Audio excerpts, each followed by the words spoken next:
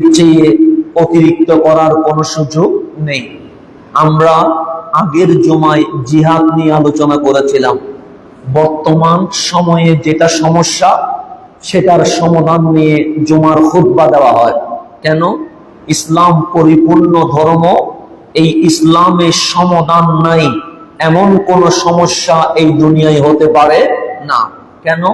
রাসূল করিম সাল্লাল্লাহু আলাইহি ওয়াসাল্লাম এই দুনিয়ার ধরাধামে তশরীফ আনার আগে ইসলাম ধর্মেই ছিল, মুসলমান পরিচয় ছিল, কিন্তু সকল ধর্ম অপরিপূর্ণ ছিল।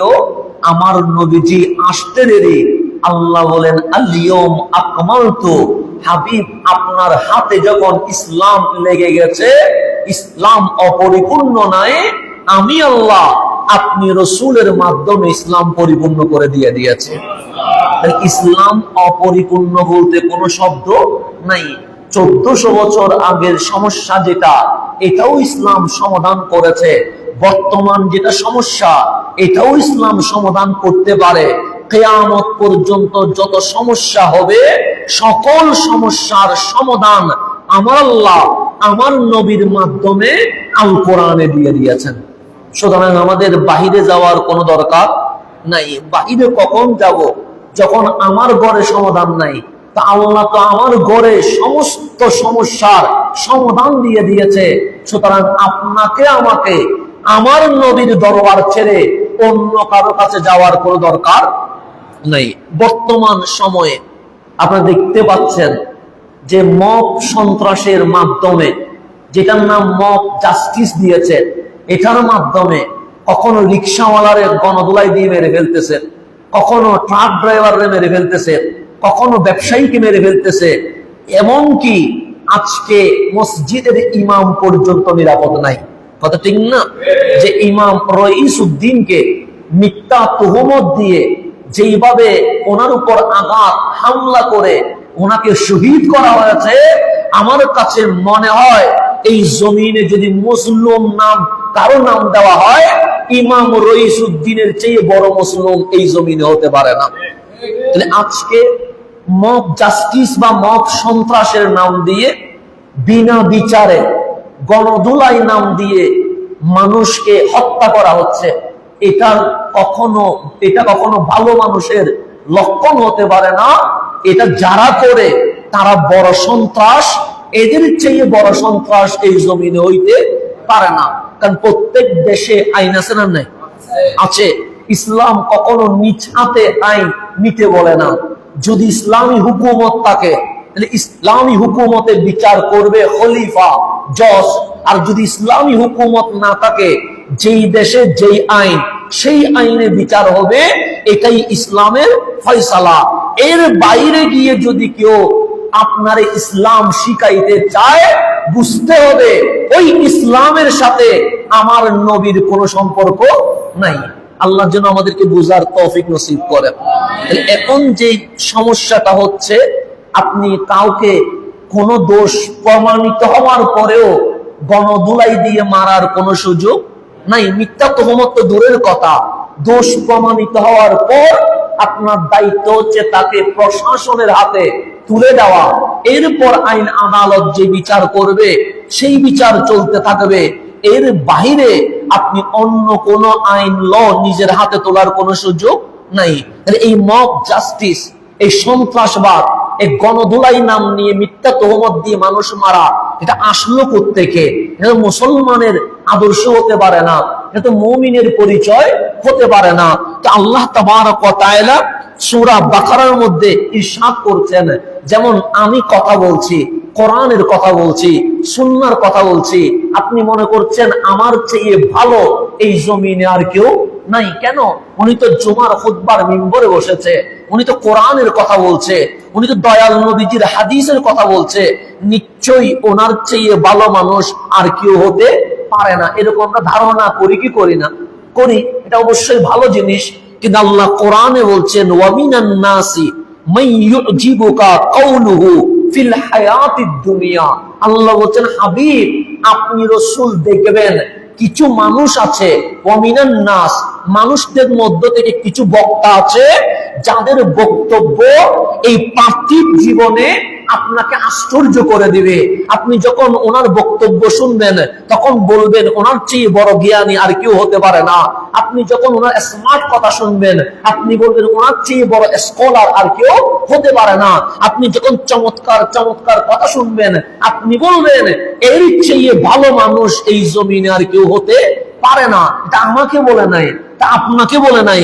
আল্লাহ বলছেন ওয়ামিনান নাসি মাইয়ুজিবুকা, হাবিব কিছু মানুষ আছে যাদের বক্তব্য এই পার্থিব জীবনে আপনাকে আশ্চর্য করে ফেলবে। ওয়া ইউশহিদুল্লাহ আলা মা ফি কলবিহি, ভিতরে কি আছে এটা আমি দেখছি না, আপনার ভিতরে কি আছে আমি জানি না, আমার ভিতরে কি আছে আপনি জানেন না। তো আল্লাহ বলছেন ওয়া ইউশহিদুল্লাহ আলা মা ফি কলবিহি, তার ভেতরে হৃদয়ে কি আছে এই ব্যাপারে ও আল্লাহকে কি করে সাক্ষী স্থির করে। সে মানুষকে বলে আমি মুখে যা বলি ভেতরেও তা, আমার ভেতরে যা মুখেও তা। আল্লাহর কসম আমার ভেতরে কোনো ঝামেলা নাই, সুন্দর কথা বলে। আল্লাহ বলছেন হাবিব এর বক্তব্য আপনাদেরকে আশ্চর্য করে দিবে। আপনি বলবেন, ওনারা বলবে ওদের চেয়ে ভালো মানুষ আর কেউ নাই, কিন্তু আল্লাহ বলছেন ওয়া হুয়া আলাদ্দুল কিসাম, আমি আল্লাহ বলছি এর চেয়ে বড় ঝগড়াতে এই জমিনে আর কেউ নাই। এটা কে বলছেন? আল্লাহ বলছেন। তাহলে আমার কথা আর আল্লাহর কথা ডিফারেন্স আছে না? নাই, আছে, পার্থক্য আছে। আমি তার বক্তব্য শুনে আশ্চর্য হয়ে গেছে। সে বলছে আমার ভেতরে আমার কলবে যা আছে এই ব্যাপারে সাক্ষী কে? আল্লাহ। আমার ভেতরে কোনো ভেজাল নাই, আমার ভেতরে কোনো সমস্যা নাই, টুটে যা আমার ভেতরেও তা, কসম কার আল্লাহ। এরকম কসম করে মানুষের হৃদয় জয় করে ফেলে। আর আমি আল্লাহ বলছি ওয়া হুয়া আলাদ্দুল হিসাব, এই পৃথিবীতে যত ঝগড়া অশান্তি হয়েছে তার জন্য পাবলিক দায়ী নয়, এরকম ভালো ভালো কথা বলে ভেতরে মুনাফিক, এগুলার কারণে এই জমিনে সমস্যা সৃষ্টি হয়েছে। এটা কে বলতেছেন? আল্লাহ বলতেছেন। মারামারি করলে আল্লাহর সাথে করতে পারবেন, আল্লাহ বলতেছেন। তারপর আল্লাহ কি বলছেন? তারা তো সুন্দর বক্তব্য রাখছে, কথা বলছে কিসের? কোরআনের কথা বলছে, কিসের? হাদিসের। কত তো সুন্দর। সুন্দর কথা বলার পর আমরা কি মসজিদে বসে থাকি না চলে যা? জুমার নামাজের কাজ শেষ কি হয়ে যাব? চলে যাব। মাহফিল শেষ কি হয়ে যাবে? চলে যাবে। আপনি চলে যাবেন ঘরে, আমি চলে যাব আমার জায়গায়। তা আল্লাহ বলছে যখন ভালো তকরির করেছে, তোমাদেরকে খুব খুশি করে দিয়েছে, তোমরাও একদম এমন বললা যে ওর চেয়ে ভালো মানুষ আর নাই। কিন্তু আল্লাহ বলে আমি যা জানি তোমরা তো তা জানো না। আমি বলছি ওয়া হুয়া আলাদ্দুল খিসাম, সে বড় ঝগড়াতে। তো মাহফিল যখন শেষ হয় তখন সে কি করে? আল্লাহ বলে ওয়া ইজা তাওয়াল্লা, যখন সে ফিরে যায় মাহফিল থেকে, খুতবা থেকে, মঞ্চ থেকে, আপনি রসুলের দরবার থেকে যখন সে ফিরে যায়, সে ঘরে যায় না। তো মওলা যায় কোথায়? সে সাআফিল আরদি, সে জমিনে ভ্রমণ করে। কি করে? সামানি সাই করে, সাই করে মানে হাঁটে, দৌড়ায়। কোথায়? জমিনে। কেন দৌড়ায়? আল্লাহ বলছেন লিইউফসিদা ফিহা, যাতে এই জমিনে ফাসাদ করতে পারে, ফিতনা করতে পারে, মানুষে মানুষে মারামারি বাজায় দিতে পারে। সেই কারণে সে জমিনে কি করে? ভ্রমণ করে। তো এই ফিতনা বাজায়া তার উদ্দেশ্য কি? আল্লাহ বলে ওয়াইউলিকাল হারসা ওয়ান নাসলা, তার দুইটা উদ্দেশ্য। এক নাম্বার মানুষের সম্পদ খেতকামার ধ্বংস করবে, ওয়ান নাসলা, মানুষ হত্যায় মানুষকে জড়িয়ে দিয়ে দিবে। তাহলে এখন দেখেন কোরআন বলছে, আপনি মনে করছেন সে ঘরে গিয়ে মনে হয় রেস্ট নিচ্ছে। আল্লাহ বলেন না, সে তোমার এখানে ভালো ভালো কথা বলে তোমরা তো আশ্চর্য হয়ে গেছো তার বক্তব্য শুনে, তুমি তো ঘরে চলে গেছো। সে ঘরে যায় নাই, সাফিল আরদ, সে জমিনে কি করছে? ভ্রমণ করছে। কখনো ওই দিকে যাচ্ছে, কখনো সেই দিকে যাচ্ছে। যাইয়া কি করে?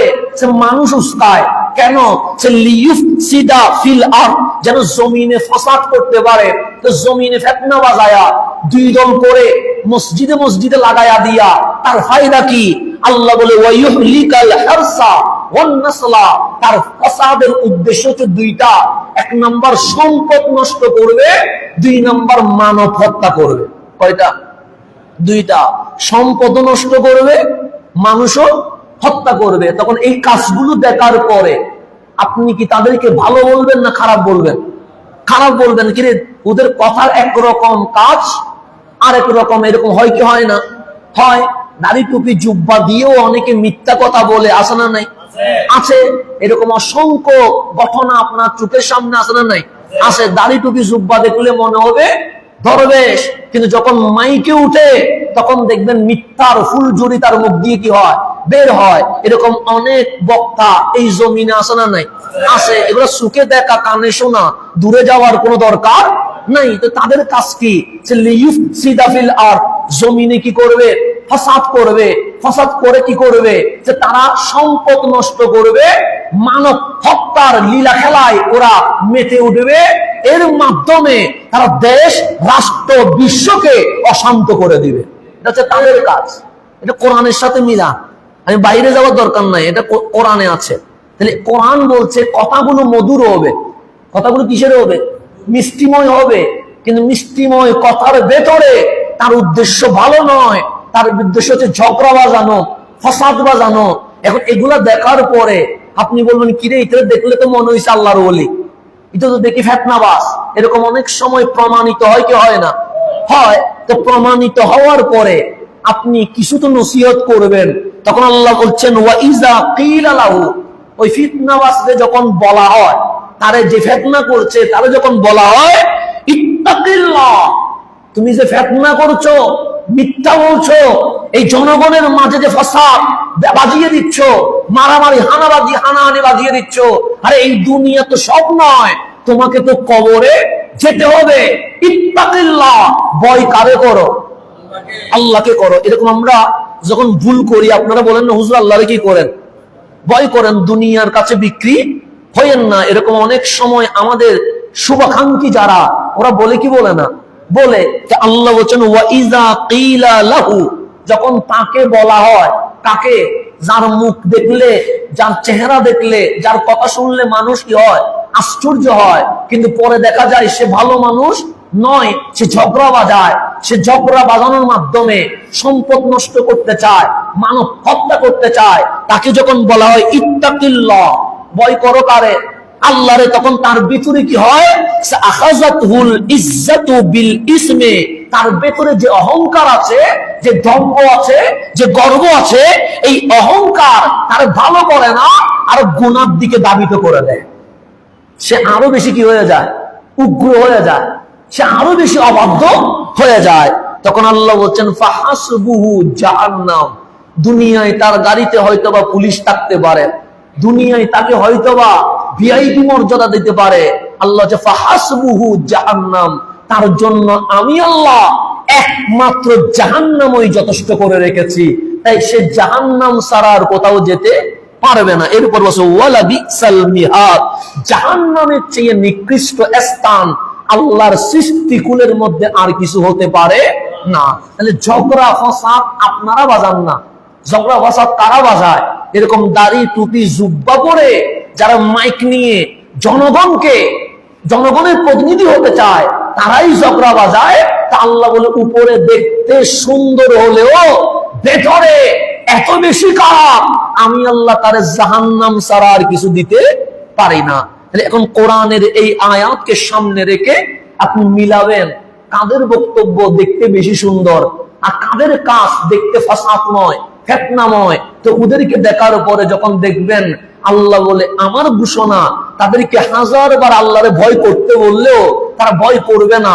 কেন? তাদের ভেতরে অহংকার এত বেশি জেগে উঠেছে, তারা গুনার দিকে দাবিত হবে। ফাহাসবুহু জাহান্নাম, সে যাবে কোথায়? জাহান্নামে। সে যদি জাহান্নামে যায়, আপনারে কি জান্নাতে নিতে পারবে? নিতে পারবে না। তা আপনি কেন জেনে শুনে একজন জাহান্নামীর পিছনে দৌড়তেছেন? আপনার তো উচিত যিনি জান্নাতে যাবে তার সঙ্গী হওয়া, কুনু মা'আস সাদিকিন, ভালো মানুষের সঙ্গী হওয়া। সুতরাং আপনি দেখবেন কার বক্তব্য আর কাজ দুইটা অভিন্ন। যেটা যদি ভিন্ন হয়, তার মতো ফাসাদ ফিতনাকারী এই জমিনে আর কেউ হতে পারে না। এখন তারা বলে, আমরা শান্তি চাই, আমরা শান্তি প্রতিষ্ঠা করতে চাই। এরকম অসংখ্য সত্য কথা তাদের জবান দিয়ে বের হয় কি হয় না? হয়। এগুলো হচ্ছে ভালো কথা বের হয়, কিন্তু কাজে দেখে ফিতনা ছাড়া আর কিছু নাই। তা আল্লাহ সূরা বাকারার মধ্যে বলছেন, ওয়া ইযা কিলা লাহুম, যখন তাদেরকে বলা হয় লা তুফসিদু ফিল আরদ, জমিনে ফাসাদ করিও না, জমিনে ফিতনা করিও না, এই সব মন্তব্য করে মুসলমানের ভেতরে হানাহানি বাজায়া দিও না, লা তুফসিদু ফিল আরদ, জমিনে ফিতনা করিও না। ক্বালু, তারা তখন বলে, ইন্নামা নাহনু মুসলিহুন, আরে আমাদেরকে বলছো আমরা ফিতনা করছি? আমরা তো ফিতনা করছি না। ইন্নামা নাহনু মুসলিহুন, আমরা তো এই দুনিয়ায় সালাহ তথা শান্তি প্রতিষ্ঠা করছি। তাদেরকে যখন বলা হয় ফিতনা করিও না, তারা কি বলে?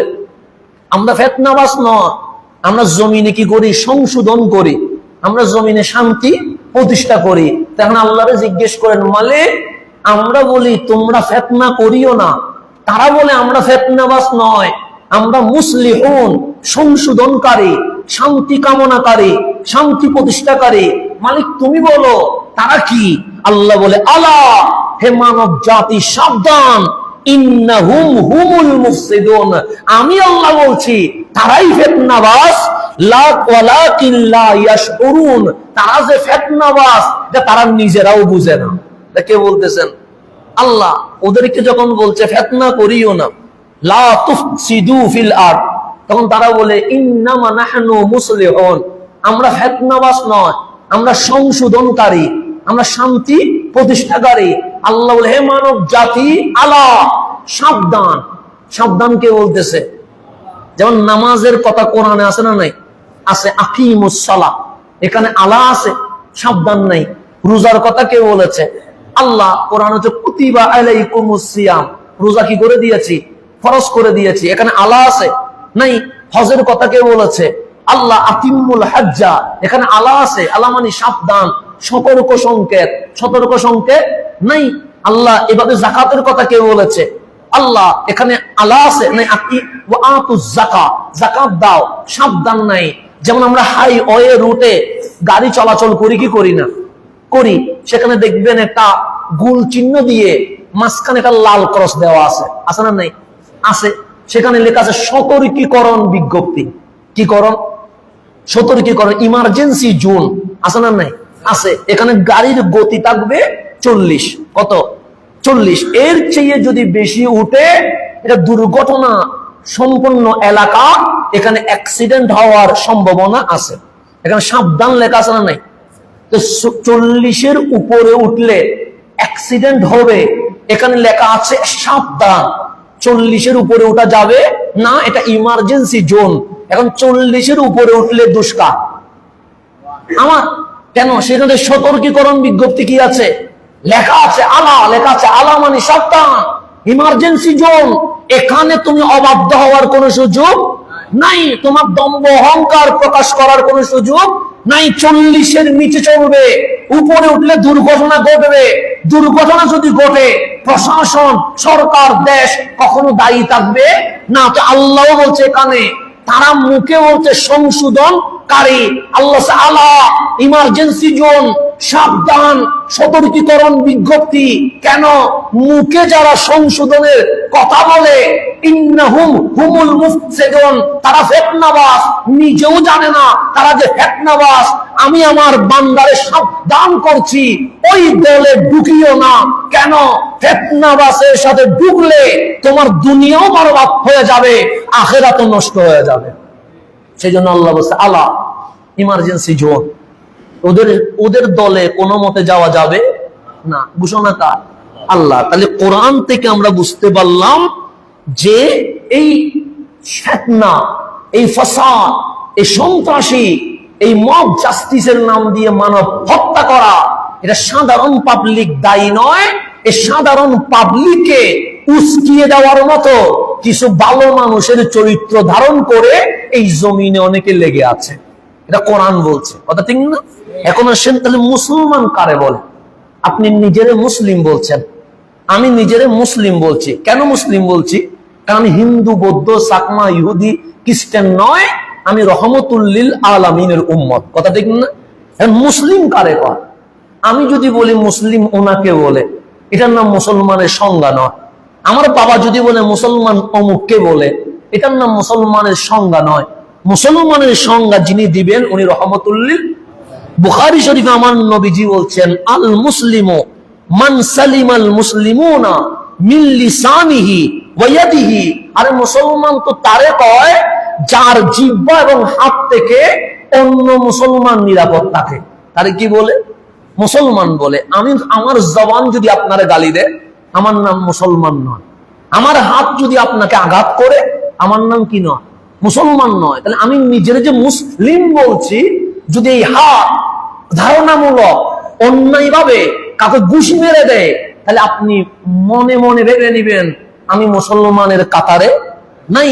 এই হাত যদি কারো সম্পদ নষ্ট করে দেয়, এই হাত যদি প্রতিবেশীকে কষ্ট দেয়, এই হাত যদি কারো রক্ত ঝরায়, তাহলে বুঝবেন আপনি কখনো মুসলমান হতে পারেন না।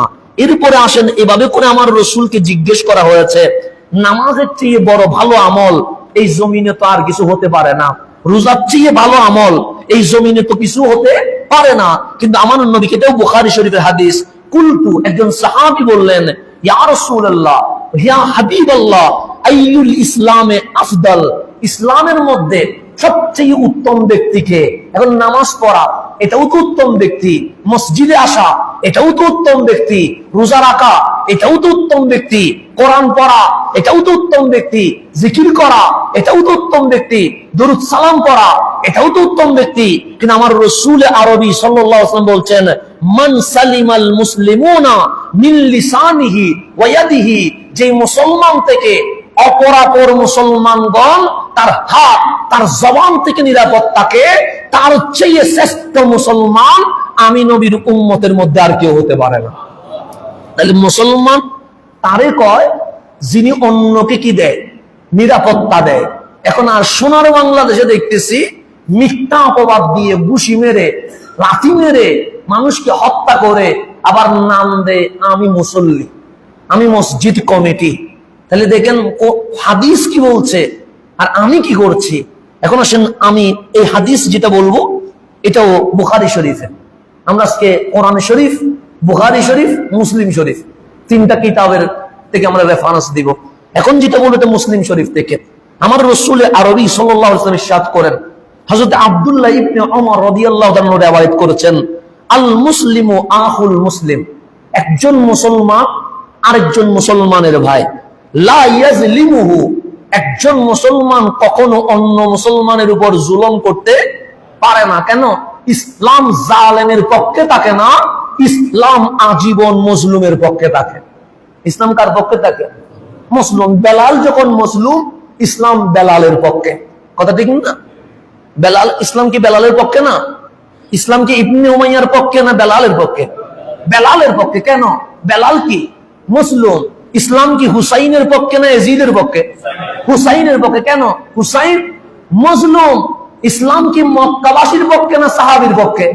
সাহাবীর পক্ষে। কেন? সাহাবী মজলুম। ইসলাম সব সময় জুলুমের বিপক্ষে দাঁড়ায়, ইসলাম কখনো জুলুমকে স্বীকৃতি দিতে পারে না। এটার নাম মুসলমান।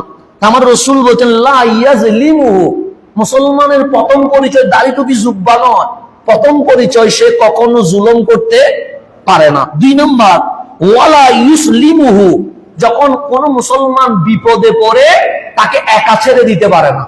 এটার নাম কি? মুসলমান। আপনি কষ্ট দেন নাই, তা 1 নাম্বার কষ্ট না দেওয়া, জুলুম না করা।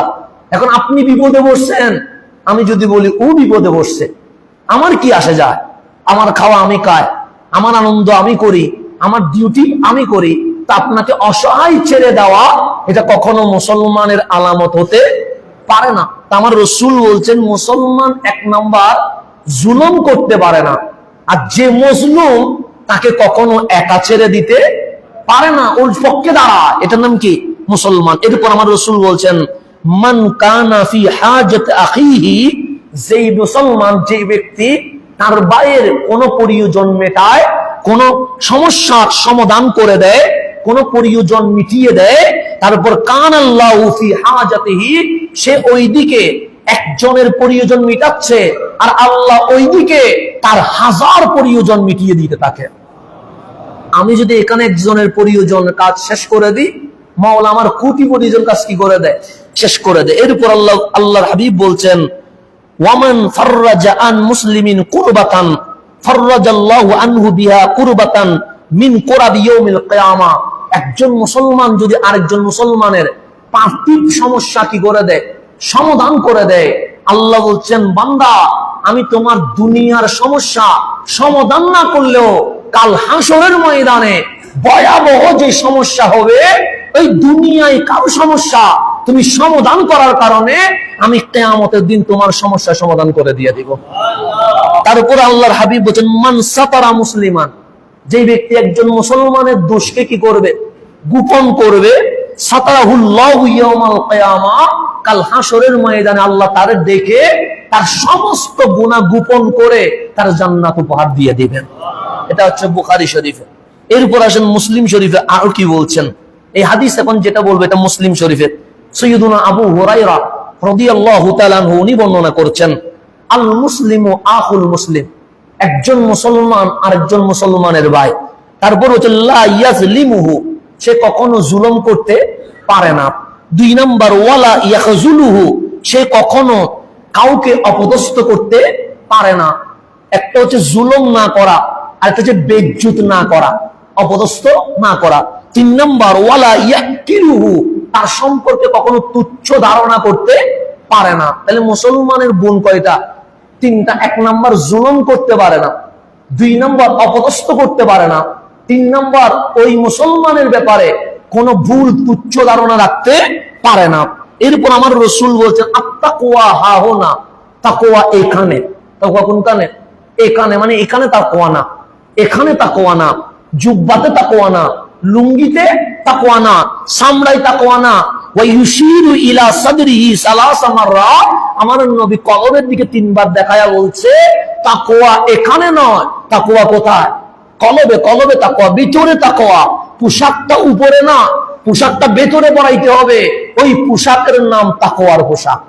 তাকওয়া কোথায়? ভেতরে। এরপর আমার রাসূল বলছেন, বিহাসবি ইমরিম মিনাশ শার, মানে খারাপ হওয়ার জন্য এতটুকুই যথেষ্ট। কি হওয়ার জন্য? নিকৃষ্ট হওয়ার জন্য। আপনি মুসলমান, মুসলমান মানে সবচেয়ে কি উৎকৃষ্ট, কিন্তু আপনি নিকৃষ্ট হওয়ার জন্য, আমি নিকৃষ্ট হওয়ার জন্য এতটুকুই যথেষ্ট। নবীরে থাপ্পড় দেওয়া আছে না, রক্ত ছুটিয়ে দেওয়া আছে না, ঘরবাড়ি পোড়াইয়া দেওয়া আছে না, তো কি করা? কিরা আখাহু, কেউ যদি তার ভাইকে, তার ভাইকে মানে অন্য কোন মুসলমানকে যদি তুচ্ছ করে, সেই ব্যক্তির চেয়ে নিকৃষ্ট এই জমিনে আর কেউ হতে পারে না। এটা কার ঘোষণা? রহমতুল্লিল। তারপরে বলছেন আমার রাসূল বলছেন, আল মুসলিমু কুল্লুল মুসলিম, কুল্লুল মুসলিম আলাল মুসলিমে হারামু দামুহু ওয়া মালুহু ওয়া ইরদুহু, একজন মুসলমানের উপর আরেকজন মুসলমানের জান, মাল, ইজ্জত নষ্ট করা আমি নবী হারাম ঘোষণা করে দিয়েছে। তাহলে ঘোষণা করেছেন কে? রহমতুল্লিল। আপনি একজনের জান নষ্ট করতে পারবেন না, একজনের মাল নষ্ট করতে পারবেন না, একজনের ইজ্জত নষ্ট করতে পারবেন না। এটা হারাম ঘোষণা কার? রহমতুল্লিল আলামিনের। এখন আসেন, আমরা নিজেরে মুমিন বলি কি বলি না? বলি। মুসলমানও বলি, মুমিনও বলি। মুসলমান মানে যার মুখ হাত থেকে অপর মুসলমান কি থাকে নিরাপদ থাকে, এটার নাম হচ্ছে মুসলমান। এখন আমি বলছি আমি মুমিন। মুমিন মানে কি? এটা নাসাই শরীফের মধ্যে আছে। রাসূল আরবি সাল্লাল্লাহু আলাইহি ওয়াসাল্লাম ইরশাদ করেন, আল মুমিনু মান আমিনাহুন নাস আলা দিমাইহিম ওয়া আমওয়ালিহিম। মুমিন সেই ব্যক্তি যেই মুমিন ওই সমাজে থাকার কারণে অপরাপর প্রতিবেশী এটাই বিশ্বাস করে এই মুমিনের কাছে আমার জানমাল নিরাপদ থাকবে। এটার নাম কি? মুমিন। মুসলমান মানে যে নিরাপত্তা দেয় কি থেকে? হাত থেকে, মুখ থেকে। আর মুমিন মানে আপনি ওই এলাকায় থাকার কারণে পুরা সমাজ এটাই বিশ্বাস করে কারো কাছে নিরাপত্তা না পাইলেও এই নবীর উম্মতের ঘরে নিরাপদ পাওয়া যাবে। এটার নাম কি? মুমিন। তাহলে আমার নাম যদি মুমিন হয়, আমার চরিত্র কি হওয়া উচিত এটা আপনি আমার জানা উচিত। আমার রাসূলে পাক মিম্বরে বসা খুতবা দিচ্ছেন, হঠাৎ করে বলছেন ওয়াল্লাহু লা ইউমিন, আল্লাহর কসম মুমিন হতে পারে নাই। এরপর বলছে ওয়াল্লাহ লা ইউমিন, আল্লাহর কসম মুমিন হতে পারে নাই। আবার বললেন ওয়াল্লাহ লা ইউমিন, আল্লাহর কসম মুমিন হতে পারে নাই। কয়বার বলছে? সাহাবায়ে কেরাম বলছে কিরে রহমাতুল্লিল আলামিন শুধু বলছে আল্লাহর কসম মুমিন হতে পারে নাই। তিনবার বলার পর কিলা, কোন একজন সাহাবী হাত তুলে বললেন মান ইয়া রাসূলুল্লাহ, নবী গো আমরা এখানে যারা আছি সবাই তো মুমিন। সাহাবী রাসূল, আপনি হঠাৎ করে কসম করে করে বলছেন মুমিন হতে পারে নাই, কে মুমিন হতে পারে নাই এটা আমাদেরকে বলেন না। তখন রাসূল আরবি সাল্লাল্লাহু আলাইহি ওয়াসাল্লাম বলেন আল্লাযী লা ইয়ামানু জারুহু বিওয়াইকাহু, আমার নবীজি বললেন ও মুমিন হতে পারে নাই যার উপদ্রব থেকে প্রতিবেশী মুক্ত হতে পারে নাই, যার জুলুম থেকে প্রতিবেশী কি করে নাই, রক্ষা পায় নাই, সে কখনো মুমিন হতে পারে নাই। এখন বলেন আপনি কাবার সম্মান আছে না নাই? আছে। খানায়ে কাবার ব্যাপারে কোনো কম্প্রোমাইজ হবে? কখনো হবে? কখনো হবে না। আমরা যদি আমাদেরকে যদি বলা হয় কাবা চেঞ্জ করে ফেলো, আমরা বলবো আমরা মানুষ চেঞ্জ করব, কিন্তু খানায়ে কাবা কখনো চেঞ্জ করতে। আমি যদি বলি আজকে নামাজ এদিকে পড়বো না এদিকে পড়বো, আপনারা মানবেন? জীবনে স্বীকৃতি দিবেন? আপনারা বলবেন তুমি চলে যাও। কিন্তু আমরা পশ্চিমের কাবা কখনো কি করতে পারবো না, চেঞ্জ করতে পারবো না। কেন? কাবা দামি, কাবার চেয়ে দামি এই জমিনে আল্লাহ কোন মাটি সৃষ্টি করে নাই। কথা ঠিক না? এই বিষয়ে কি কোনো মারামারি আছে? নাই। যখন ফাতেহ মক্কা, মক্কা বিজয় হয়ে গেছে অষ্টম হিজরি, কোন হিজরি? অষ্টম হিজরিতে সর্বপ্রথম হিজরতের পর আমার নবীজি এর আগেও চেষ্টা করেছেন। ষষ্ঠ হিজরি হুদাইবিয়ার সন্ধির মধ্য দিয়ে কামলিওয়ালা রাসূল মক্কায় প্রবেশ করতে পারে নাই। অষ্টম হিজরিতে বিনা যুদ্ধে ১৬ লক্ষ সাহাবী নিয়ে কামলিওয়ালা রাসূল মক্কা বিজয় করে ফেলেছেন। তো মক্কা যখন বিজয় করছে, একটা হচ্ছে শুনে কথা বলা, আর একটা হচ্ছে সুখে দেখে কথা বলা। দুইটার মাঝে ফারাক আছে না? নেই? আছে। যেমন আপনারে যদি বলি দেখি বলেন তুরে সাইনা কি অবস্থা? তুরে সাইনা মানে সাইনা পর্বত, যেখানে মূসা আলাইহিস সালাম কার সাথে কথা বলেছেন? আল্লাহর সাথে। তখন আপনি কি বলবেন? বলবেন তুরে সাইনা আল্লাহর নূরের তাজল্লিতে সুরমা হয়ে গেছে। এটা বলবেন না? বলবেন তো। তা আপনি সুরমা যে হয়ে গেছে সুখে দেখছেন না শুনছেন? শুনছেন। কিন্তু আমি নিজে তুরে সাইনা পুরাটা দেখে এসেছি, সুরমা খুঁজি পাই নাই। কোনটা সত্য হবে? সত্য হবে কোনটা? আপনি বলছেন সুরমা হয়ে গেছে বাংলাদেশে বসে, আর আমি সেখানে গিয়ে পুরো তোরা সাইনা ঘুরে দেখলাম সুরমা কোন জায়গায়, কিন্তু আমি পুরা জমিনে সুরমা খুঁজে পাই নাই। আপনি যদি আমাকে 1000 বার গলা চিপে ধরে বলেন যে তুরে সাইনা সুরমা হইছে বল, আমি জীবনে বলবো? কেন বলবো না? কারণ আমি কানে শুনি নাই, আমি সুখে দেখছি। তাহলে সুখে দেখা, কানে শোনা, আকাশ পাতাল ব্যবধান আছে না? নাই? আছে। আপনি যদি বলেন ফেরাউন 60 হাত, আমি বলবো এটা কি দেখে বলছেন না শুনে বলছেন? আপনি বলবেন শুনে বলছেন। কিন্তু আমি বলবো না, আমি 60 হাত বলবো না। কেন? আমি দেখে এসেছি কয় হাত। তা আমি সর্বোচ্চ বললে আমি বলবো 9 হাত। তা আপনার সাথে আমার 51 হাতের বেশ কম হয়ে গেছে। কেন? কারণ আপনি বলছেন শুনে, আমি বলছি দেখে। দেখে আর শোনার মাঝে ফারাক আছে না? নাই? আছে। তো এখন হযরতে আব্দুল্লাহ ইবনে ওমর রাদিয়াল্লাহু আনহু বলছেন রাআইতু রাসূলুল্লাহ সাল্লাল্লাহু আলাইহি ওয়াসাল্লাম ইয়াতুফু বিল কাবা। এই হাদিসটা ইবনে মাজাহ শরীফের মধ্যে আছে, আরো অসংখ্য কিতাবে আছে। হযরতে আব্দুল্লাহ ইবনে ওমর বলেন রাআইতু, নিজে চোখে দেখছি, কারো থেকে শুনে বলতেছি না। আমি ফাতহে মক্কা, যেদিন মক্কা বিজয় হয়েছে সেদিন নিজে চোখে দেখতেছি, আমি পিছে, রাসূল সামনে, কামলিওয়ালা নবী খানায়ে কাবা তাওয়াফ করতেছে। রাআইতু মানে কি? চোখে দেখা। তো দেখাটা কি শক্তিশালী, কানে শোনাটা দুর্বল। সত্য হতে পারে, মিথ্যাও হতে পারে, কিন্তু যেটা আমি নিজের চোখে দেখি এটা জীবনে কখনো মিথ্যা হওয়ার কি নাই, সম্ভাবনা নাই। তো আমি নিজে দেখতেছি, কারণ আমি রাসূলের সাথে কি করতেছি? উমরা করতেছি। তা আমিও তো একজন হাজি, উমরা করতেছি রাসূলের সাথে। তা আমি দেখতেছি রাসূলের পাক কি করতেছেন? তাওয়াফ করতেছেন। ওয়াইয়াকুল, খানায়ে কাবার দিকে আঙ্গুল তুলে বলতেছেন। তার দিকে আমরা যখন কাবা তাওয়াফ করি তখন কি বলি? লাব্বাইক আল্লাহুম্মা, বলি কি বলি না? বলি। হজের মাস আসছে, আরাফাত দিন শুধু টিভিতে চ্যানেলে শুনতে থাকবেন লাব্বাইক আল্লাহ আমার বিশ্ববাসী এটা শুনবে। তো আমার রাসূল খানায়ে কাবার দিকে আঙ্গুল তুলে বলছে, মা আতিয়া দেখি, হে কাবা, তোমার চেয়ে পবিত্র আমি নবী আর কিছু দেখি নাই। কাকে বলতেছেন?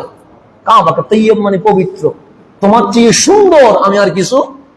এরপর বলতেছেন ওয়া আতিয়াবা রিহাকি, তোমার সুগন্ধি এত সুন্দর আমি নবী নিজেই মোহিত হয়ে গেছে। কাকে বলতেছেন? কাবাকে। এরপর বলছেন মা আযামে কি, তোমার মর্যাদা মহান, তোমার চেয়ে বড় মর্যাদাময় এই জমিনে আল্লাহর কিছু সৃষ্টি। এরপর বলছেন ওয়া আযামা হুরমাতি কি, আর তোমার সম্মানের যে মর্যাদা, এইরকম মর্যাদা আমি নবী এই জমিনে আর কিছু দেখি নাই। আরে বলতেছেন কাবাকে। কাবাকে বলতেছেন। কে বলতেছেন? রহমতুল্লিল।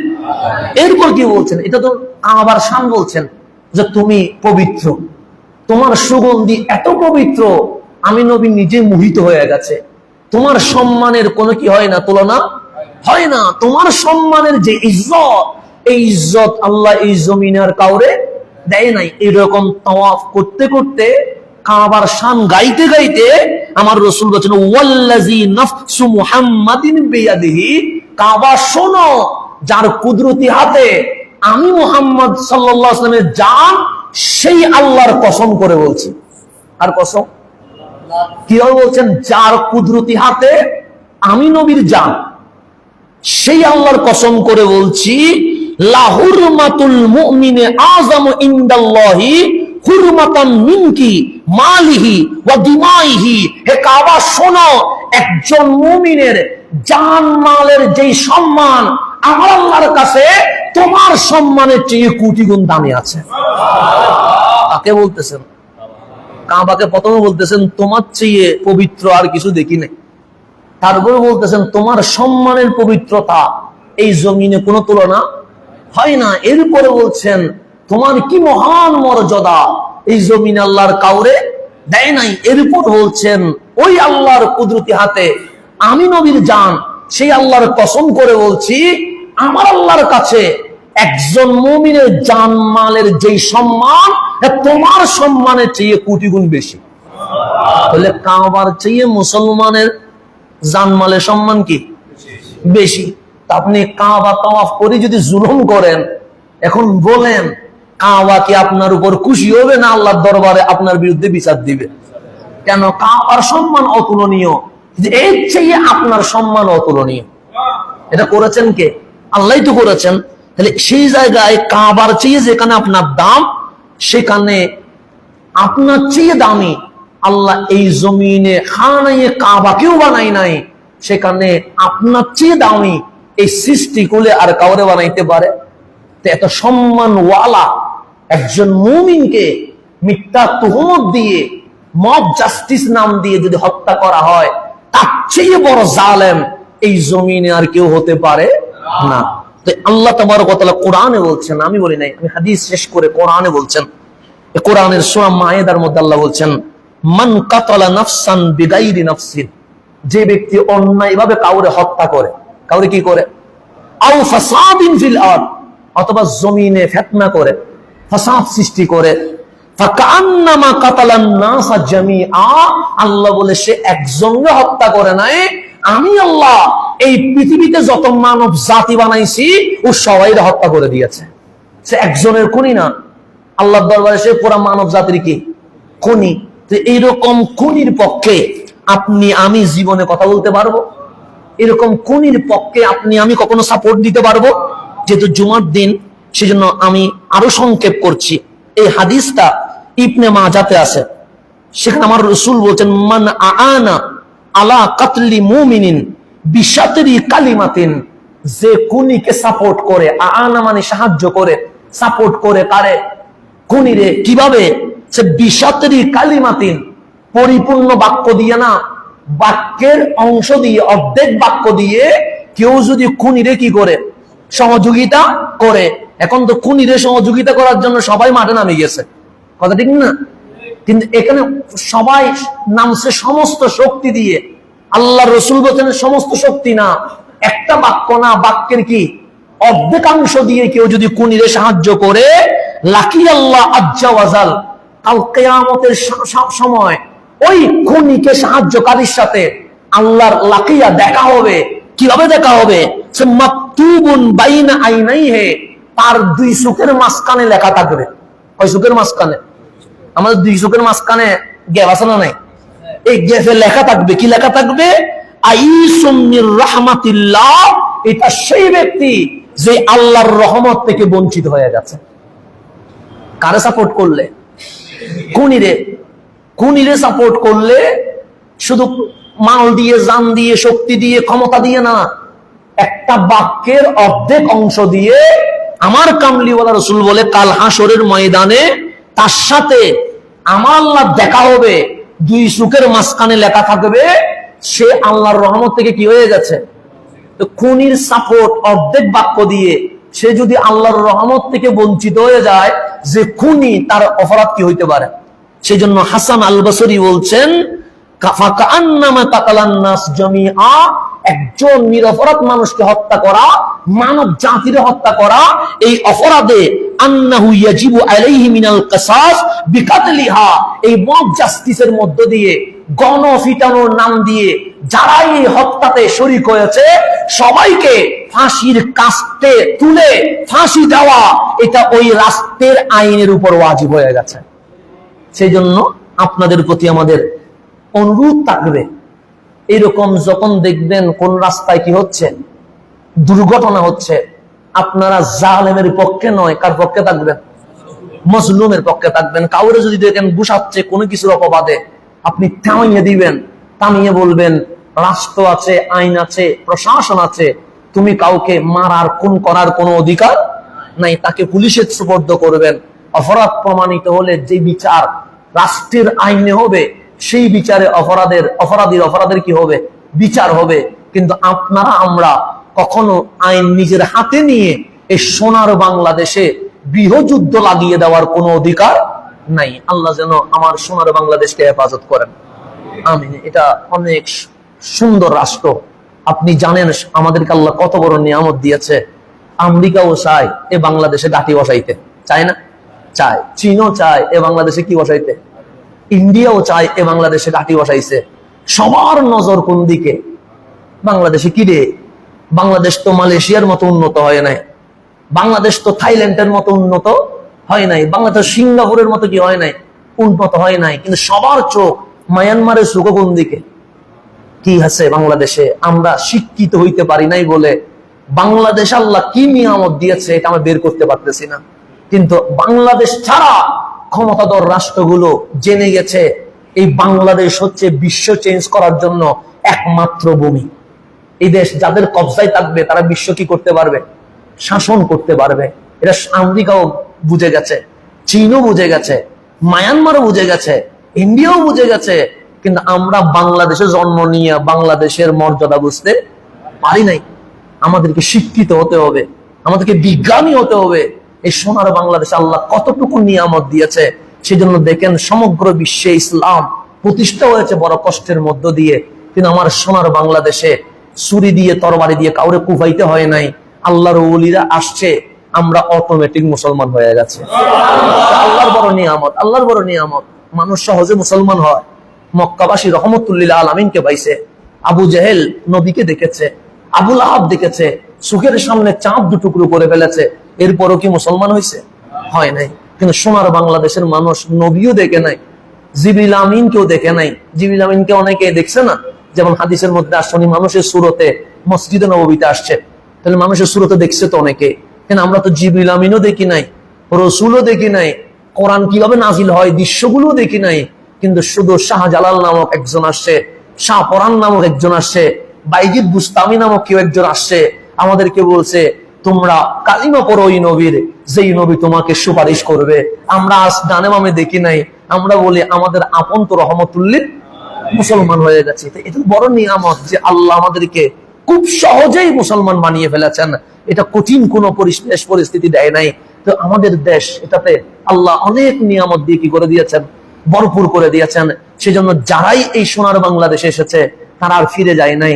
শাহজালাল ফিরে যায় নাই, শাহ পরান ফিরে যায় নাই, 360 বার আউলিয়া ফিরে যায় নাই কেন? ওনারা দেখেছেন এই জমিন কত পবিত্র, তো এই পবিত্র জমিনকে কখনো অপবিত্র করার সুযোগ নাই। আল্লাহ যেন আমার সোনার বাংলাদেশকে শান্ত করার জন্য আমাদেরকে যে কাজ করলে আমার বাংলাদেশ শান্তি থাকবে, আল্লাহ যেন ওই কাজ করার তৌফিক নসিব করো।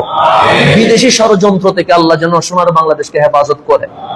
দেশীয় বিদেশি সকল ষড়যন্ত্র থেকে সোনার বাংলাদেশকে আল্লাহ যেন রক্ষা করে। আমিন। আপনারা যারা সুন্নত করেন নাই তারা সুন্নত আদায় করেন।